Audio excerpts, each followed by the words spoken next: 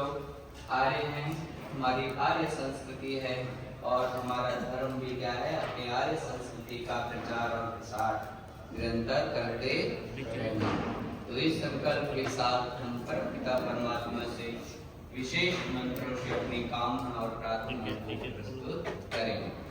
तो सबसे पहले दिव्य सत्य की जो विशेष मंत्र हैं उनकी हम आहुतियां प्रदान करेंगे और व्रत और सामग्री से निरंतर आहुतियां आप रखेंगे।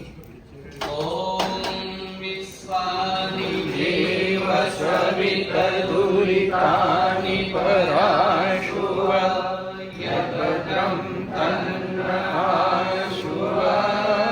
स्वाहा। आप सभी लोग स्वाहा बोल करके मेरा साथ देंगे और अपनी प्रार्थना को भी, अपनी भावना को भी स्वाहा के माध्यम से व्यक्त करेंगे। ओम भूर्भुवः स्वः तत्सवितुर्वरेण्यं